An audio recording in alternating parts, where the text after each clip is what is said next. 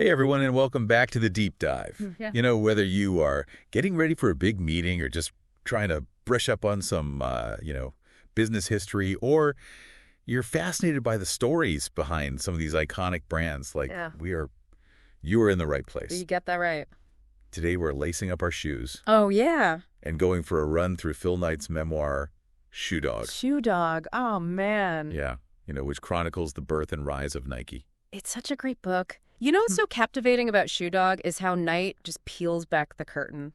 And he reveals this, raw, unfiltered, beginning of this global empire. Right. It's not just like a business book, though, Yeah. It's a personal journey. It's self-discovery. It's full of doubts, missteps, and these moments of, pure gutsy determination that I think resonate with anyone who's ever chased a crazy dream.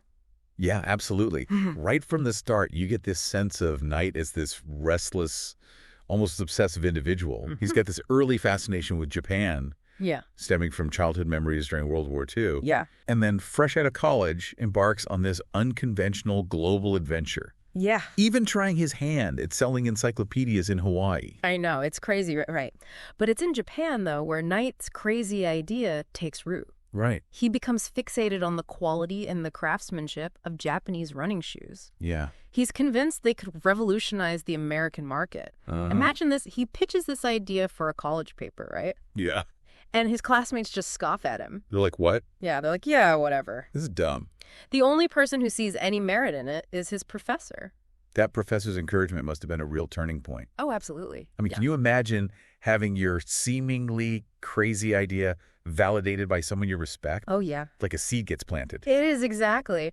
And even though Knight returns to Oregon, gets a regular accounting job, that seed keeps growing. Yeah. He can't shake this idea, even with his dad wondering, why'd you even go to Stanford? Yeah. This internal conflict is something I think a lot of entrepreneurs face. Oh, totally. The pull of a stable path versus the allure of the unknown. Right. This brings us to that crucial first step. The birth of a crazy idea becomes a reality. Knight flies back to Japan, tracks down the Onitsuka Tiger Shoe Company, and somehow, through sheer determination, manages to secure a distribution deal. I know, it's unbelievable. Selling shoes out of the trunk of his car. I love that image. That's how Nike's story begins. I know. It's almost hard to fathom considering what Nike is today. Right. It speaks volumes about Knight's belief in his vision. Yeah. Even when everyone else thought he had lost his mind. Totally. He knew these Japanese shoes were superior and that American runners would embrace them. This conviction, this unwavering faith in his idea is a key takeaway for anyone looking to build something from scratch. Totally. You have to believe in it wholeheartedly, even when the odds are stacked against you. Yeah, it makes you wonder, would you have taken that leap of faith to leave a stable job and bet everything on a hunch? I don't know. It's incredibly inspiring Oh, yeah. and a bit terrifying to think about. But Knight doesn't go it alone. Right. And this is where his partnership with Bill Bowerman becomes critical. Yes. He brings on his former track coach from the University of Oregon. Right. A legendary figure. Yeah. Known for his obsession with improving athletic performance through innovative shoe design. You've got Knight, the visionary entrepreneur. Yep. And Bowerman, the relentless innovator. Dynamic duo. Talk about a dynamic duo. That's right. Their collaboration really sets the stage for Nike's future Surf S. But as we'll see, the early days are far from smooth sailing. Oh, no. The company, initially called Blue Ribbon Sports, Blue Ribbon Sports. is constantly teetering on the edge of collapse. Wow. Constant cash flow issues, battles with banks to secure loans. Oh my gosh. It's a nail-biting period where Knight's resilience is truly tested. And then there's that near-fatal legal dispute with Onitsuka. Oh, yeah. Which could have completely derailed everything. I'm curious, how did Knight navigate these early challenges? What were some of his more unconventional tactics? Well, he had to get incredibly creative. Yeah. Knight secured funding from a Japanese trading company. Wow. Which was a pretty audacious move at the time. Yeah. He even taught accounting classes at Portland State University to keep the lights on. Really? This is where we see his resourcefulness and willingness to do whatever it takes to keep the dream alive. Wow, it sounds like pure chaos. It was. And this is also where Penny Parks Knight's future wife enters the picture. Oh, yeah. That is. She starts as his accounting student, then becomes an employee, handling everything from bookkeeping to customer service. Oh. What a whirlwind. I know, right? It makes you wonder how much of their personal lives were intertwined with the company's struggles. Absolutely. Their story is as much about personal sacrifice as it is about business triumphs. Right. They were both deeply invested in building something extraordinary. Yeah. But as we'll see, that dedication came at a cost. So Blue Ribbon Sports is surviving, but they're still heavily reliant on Onitsuka. Right. How does the transition to Nike happen? What prompts Knight to take that next big leap?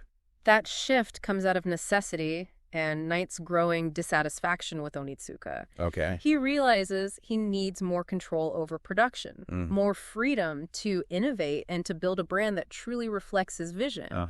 Plus, Onitsuka tries to cut Blue Ribbon out and go directly to other distributors. No way. Which is a huge betrayal. Yeah, that sense of betrayal must have fueled Knight's determination to create something entirely his own. Absolutely. It's like a line in the sand, a turning point that leads to the evolution of Nike and its relentless focus on innovation. And this is where Bowerman's genius shines. Okay. He's constantly experimenting with new designs, pushing the boundaries of what a running shoe can be. Yeah.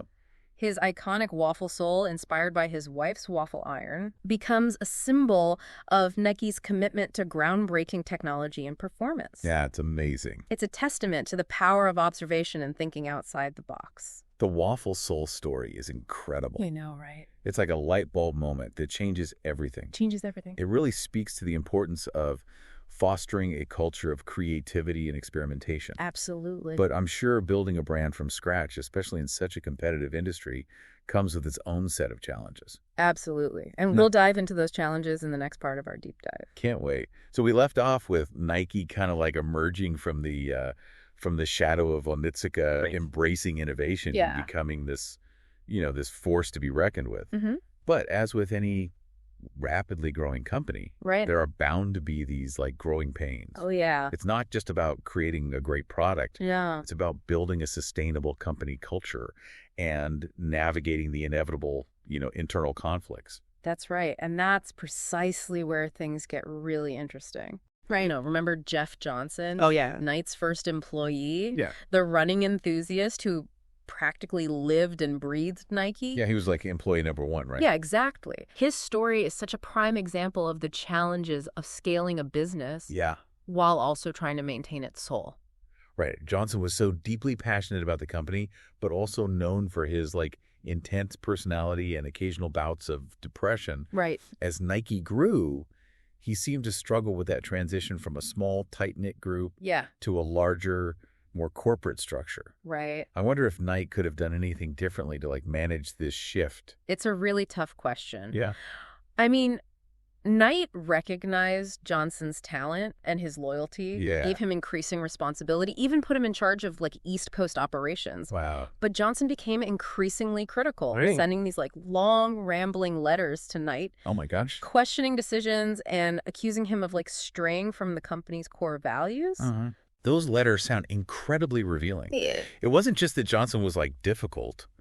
It seems like he represented this clash between the old idealistic Nike and the emerging corporate giant that they were becoming. Absolutely. This raises some interesting questions about how company culture evolves with growth. Yeah. How do you balance maintaining that original spirit while adapting to these like new realities? It's a dilemma that so many companies face. Right. And Knight himself even admitted to struggling with it. Really? The confrontation between him and Johnson came to a head when Johnson essentially accused Knight of trying to steal his ideas. What? And prioritize profits over athletes. Oh, wow. Which led to this really dramatic falling out with Johnson ultimately leaving Nike. That's sad. It must have been heartbreaking for both of them. Oh, yeah. It shows that even with the best intentions, relationships can fracture under the pressure of growth and success. Yeah.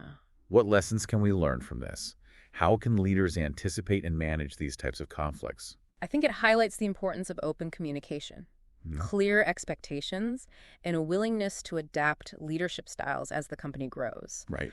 It also emphasizes the need to create a culture where dissenting voices are heard and respected even when they're challenging the status quo. So even as Nike was achieving this like global success, Right. they were facing these like internal cracks. Yeah.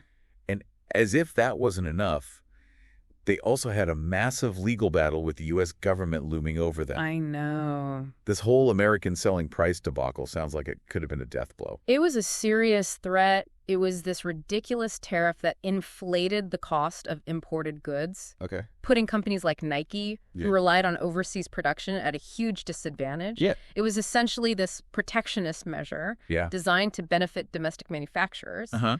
but it could have crippled Nike financially. I can only imagine the stress Knight must have felt. This is 1979. Yeah. Nike is still relatively young. Yeah. And they're already facing a cash crunch. Mm-hmm. How did Knight handle this situation? It sounds like something out of like a political thriller. Well, he went straight to the source. Oh, wow. Flew to Washington, D.C. to meet with the bureaucrat responsible for enforcing this tariff. Wow. It was a tense encounter. I bet. And at one point, Knight even considered retiring to avoid the whole mess. Really? But ever the fighter, he persevered Yeah. and eventually managed to negotiate a settlement with the government. Talk about a close call. Yeah. This really showcases Knight's tenacity and his willingness to fight for his company, even when the odds are stacked against him. Absolutely. But even with this legal hurdle cleared, Mm-hmm. Nike still had ambitious goals. Oh, yeah.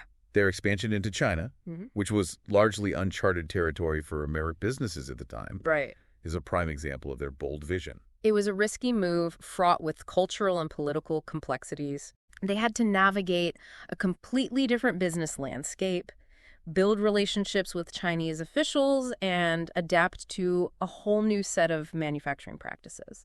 It makes you wonder, what was the driving force behind this expansion? Yeah. Was it purely economic? Right. Or was there a deeper belief in the global potential of the Nike brand? It was likely a combination of both. Yeah. China represented this massive untapped market Right. with a growing interest in Western products. Okay. But for Knight, it was also about pushing boundaries, Yeah. proving that Nike could succeed anywhere in the world. Uh-huh. It was a testament to his entrepreneurial spirit and his unwavering faith in the power of the brand.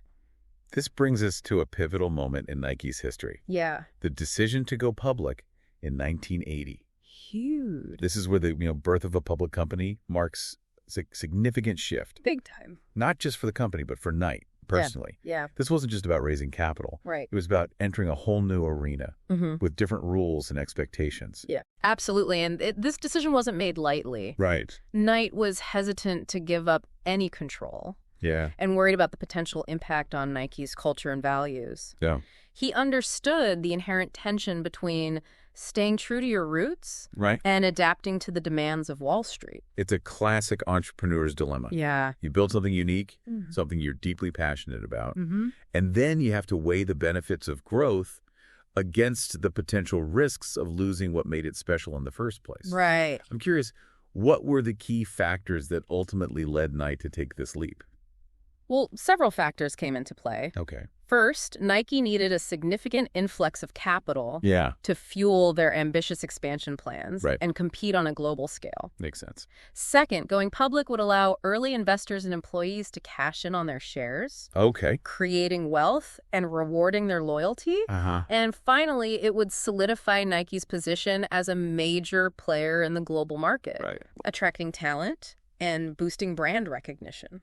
So December 2nd, 1980, Oh. Nike goes public. Yep. The stock price soars. Mm-hmm. Knight and his partners become incredibly wealthy. Right. And Nike enters a new era. Yeah. But as we'll see, the challenges don't end there. In fact, some might argue they become even more complex. Okay, so we've seen Nike transform from this, this crazy idea Yeah. hatched in a college dorm room Mm-hmm. to a publicly traded company Right. poised for global domination. Yeah. But as any seasoned entrepreneur will tell you, reaching the summit is only half the battle, right? Oh, absolutely. The real test lies in navigating the complexities that come with success. That's right. And for Nike, those complexities were about to multiply. Going public brought this whole new level of scrutiny. Yeah. And Accountability Night now had to answer to shareholders, appease Wall Street analysts, and manage the expectations of a much wider audience. Right. It was a far cry from those scrappy early days. Yeah. When decisions were made on instinct and gut feeling. I can imagine that shift felt jarring. Mm-hmm. How did this new reality impact Knight's leadership style and Nike's company culture? Well, Knight really struggled with that tension. Yeah. He feared becoming the very establishment figure he'd once rebelled against. Right. Losing that agility and risk-taking mentality that fueled Nike's early growth. Mm-hmm. He worried about suffocating the creative spark that made Nike so unique. It's a struggle so many founders face. Yeah. You build a company on passion and a shared vision, Mm-hmm. and then suddenly you're surrounded by suits and spreadsheets worrying about quarterly earnings and appeasing investors. Right. It's easy to see how that could erode the original magic. And all of this internal struggle was playing out against a backdrop of external pressures that were about to explode onto the global stage. Okay. The 80s and 90s brought a heightened awareness of globalization. Yeah. And its impact particularly on labor practices in developing countries. Yeah. And Nike, with its vast network of overseas factories, Yeah. found itself in the crosshairs of this ethical storm. This is where things get really complicated. Oh, yeah. And where I think Shoe Dog offers some valuable insights into the challenges of ethical production on a global scale. Mm-hmm. Nike faced accusations of sweatshop labor, unsafe working conditions, and exploitation of workers, particularly in Southeast Asia. Mm-hmm. It became a PR nightmare Yeah. and a deeply personal crisis for Knight. Initially, Knight responded defensively. Really? He argued that Nike was creating jobs, boosting economies, and adhering to local labor laws. Okay. He seemed to struggle with the idea that a company could be both a powerful force for good Right. and complicit in systems that perpetuated injustice. It's easy to judge from our modern perspective. Right. But back then, the conversation around ethical sourcing and corporate responsibility was just emerging. Yeah. There was a lot of gray area, and companies were still figuring out how to navigate these complex issues. Absolutely. How did Knight's thinking evolve as the pressure mounted? Uh-huh. Did he ultimately acknowledge the need for a more proactive approach? He did. As the criticisms intensified, Knight realized he couldn't ignore them. Yeah. He started to engage more directly with activists, Okay. academics, and even his own critics, acknowledging that Nike had a responsibility to ensure ethical practices throughout its supply chain. This marked a significant shift, not just for Nike, but for the corporate world as a whole. It forced companies to confront the human cost of globalization Yeah. and to consider their impact beyond the bottom line. It's a conversation that continues to evolve today. Absolutely. And Nike's story is a prime example of how companies can stumble, Yeah. learn and adapt in response to public pressure and shifting societal values. Right. They began to implement stricter labor standards, increase factory audits, and raise wages in some cases. Wow. They also started investing in programs to improve worker education and empowerment. Okay. It was a long and difficult process, Yeah. marked by setbacks and ongoing challenges, Uh-huh. but it demonstrated a commitment to progress. It's important to note that this journey wasn't about achieving some perfect ethical endpoint. Right. It was about acknowledging the complexities, making incremental improvements, and committing to ongoing dialogue and accountability. Yeah. And that's a valuable lesson for any business, regardless of industry or scale. Shoe Dog doesn't shy away from these difficult conversations. Right. Knight admits to making mistakes, to being slow to grasp the gravity of the situation, and to wrestling with the inherent tension of balancing business goals with ethical considerations. Yeah.